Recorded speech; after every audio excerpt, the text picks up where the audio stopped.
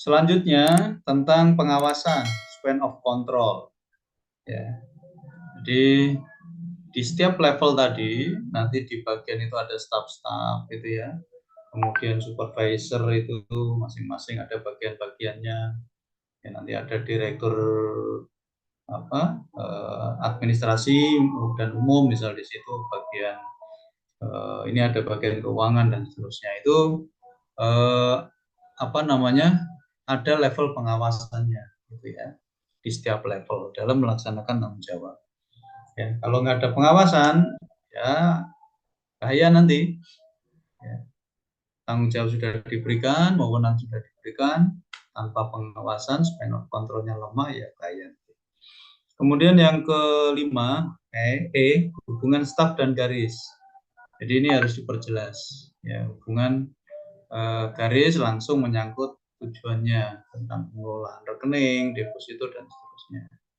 Oke, jadi ini harus diperjelas.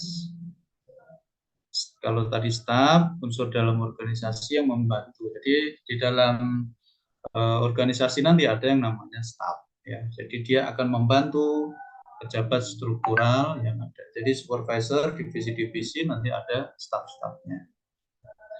Selanjutnya yang F-nya, fleksibilitas struktur organisasi.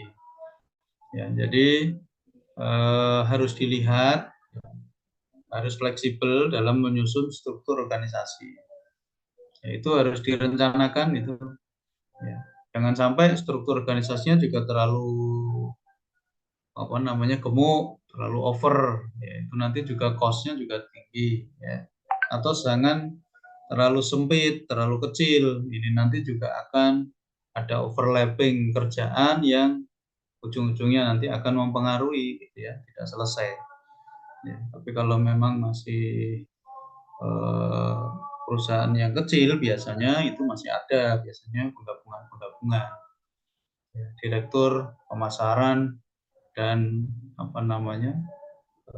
penerimaan, misal itu bisa. Tapi kalau sudah mulai strukturnya besar, ya, dengan tingkat karyawan, staf dan seluruh karyawannya besar, tidak mungkin akan itu nanti strukturnya juga akan disesuaikan dengan itu fleksibel. Kemudian yang selanjutnya spesifikasi dan prosedur ya. Jadi spesifikasi dan prosedur ini juga dalam menyusun perencanaan ini harus menggambarkan fungsi jabatan itu dibuat. Kemudian juga tentang ruang-ruang lingkupnya. Bagian direktur keuangan.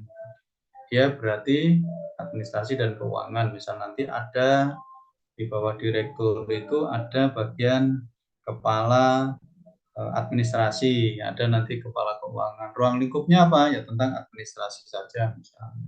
Ini tentang keuangan, keluar masuk uang, kemudian pembayaran karyawan, dan misal itu ruang lingkup. Ya, itu spesifikasi dan prosedur, gitu ya.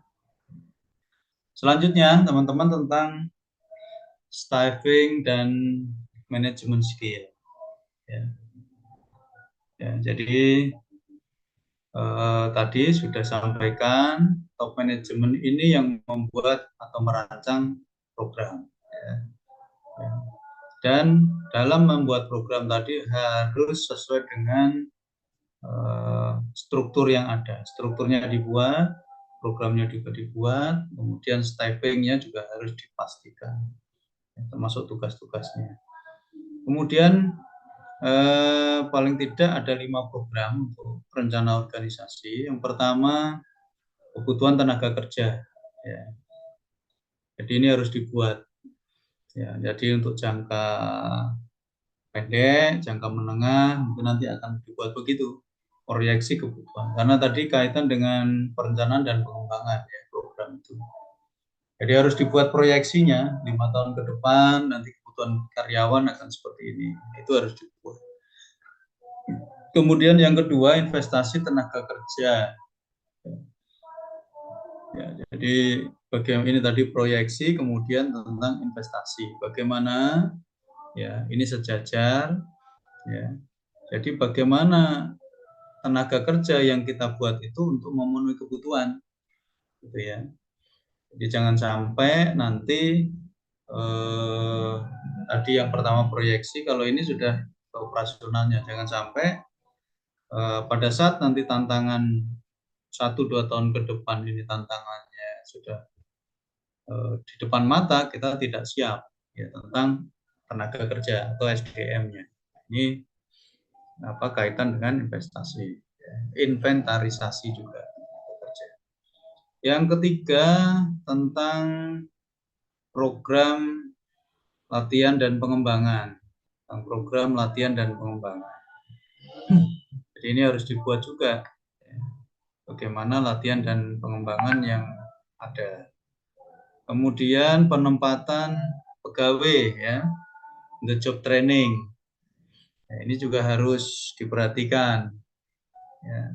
Jangan sampai nanti penempatan pegawai ini nggak pas, ya.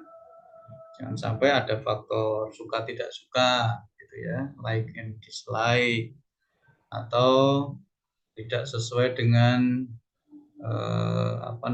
passionnya, tidak sesuai dengan kemampuannya, right man on the right place, itu ya, istilah-istilah itu tentang penempatan pegawai. Kemudian administrasi gaji pegawai ini juga harus ditata kayak tadi bagian-bagian administrasinya. Ya itu teman-teman, selanjutnya ini tadi staffing ya dan manajemen skill, ini yang harus diperhatikan dengan latihan-latihan dan pengembangan. Selanjutnya tentang pengawasan, ya ini juga harus disusun, dibuat ya tadi oleh top tadi. Standar pengawasan yang pertama, ya tujuannya ya, ini harus dibuat secara jangka pendeknya, jangka panjangnya juga harus dibuat. Operasional jangka pendeknya, bahkan untuk sehari-harinya seperti apa, ya, standar pengawasannya ini harus dibuat. Jadi kalau ada untuk pembukaan rekening misal itu kan, itu juga siapa yang bagian tanda tangan, itu kan itu bagian dari pengawasan. Kemudian juga kalau sudah selesai tentang keuangan ini, ya, 1 hari, ya, ini harus diselesaikan. Nah, ini standar-standar pengawasannya seperti apa. Kemudian yang kedua, standar yang kedua tentang pentingnya pengawasan. Karena tanpa pengawasan ya nanti tidak akan bisa berjalan karyawan dan seterusnya. Ini juga akan membantu manajemen dalam mengambil keputusan. Ya, dengan pengawasan yang baik, ini juga akan mengambil dalam pengambilan keputusan karena itu sebagai inputan manajer, ya itu. Jadi itu. Kemudian yang ketiga tentang standar pengawasan, ya, setiap bank punya sistem pengawasan sendiri yang unik, ya, dan banyak bank mungkin membutuhkan pengawasan yang lebih baik. Jadi ada muatan-muatan atau budaya di masing-masing perbankan, ya, masing-masing punya keunikan tersendiri, ya, sistem-sistem pengawasannya itu ya. Oke, yang selanjutnya tentang anggaran pengawasan dibuat sesuai aktivitas bank, ya. Memastikan perkiraan penghasilan dan ongkos operasi, ya, baik di tiap hari tadi maupun di masa depan. Oke, ya. Jadi data anggaran dibuat secara internal dan terintegrasi dengan baik. Jadi harus bisa berjalan secara integrasi, ya, di online semuanya. Oke, selanjutnya akuntansi tanggung jawab. Ini adalah kaitan dengan tanggung jawabnya, ya, karena pusat tipe ini adalah pusat kosnya di sini nanti, ya, tentang keuangan akuntansi. Kemudian juga profit planning harus direncanakan. SIM-nya, sistem informasi, karena sudah era informasi, ya. Itu. Jadi bagaimana ke depan, ini kan perubahannya cepat. ATM dulunya dulunya belum ada, sekarang hampir semua bank ada. Kemudian store tarik tunai, ya, dulu hanya store tunai hanya ambil, sekarang sudah bisa untuk store tunai. Itu kan terus perbaikan. Ya, kemudian ada sekarang yang bentuknya apa itu? Pakai apa? Apa itu? Online itu lewat HP. Nah, itu kan sistem informasi itu.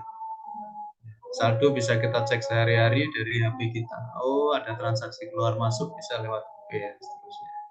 Oke, selanjutnya yang berikutnya tentang program internal audit. Ya, ini harus ada, ya, harus terus secara internal diadakan audit. Karena kalau tidak ada, ya nanti akan ya, memastikan peraturan dan prosedur yang ada dilakukan sesuai SOP-nya. Itu internal audit itu. Jadi memastikan aturan dan prosedur itu dilaksanakan sesuai SOP yang ada. Baik, itu kaitan dengan pengawasan internal. Sebelum sistem manajemen bank, ada yang mungkin mau ditanyakan atau disampaikan sambil nunggu ini ada.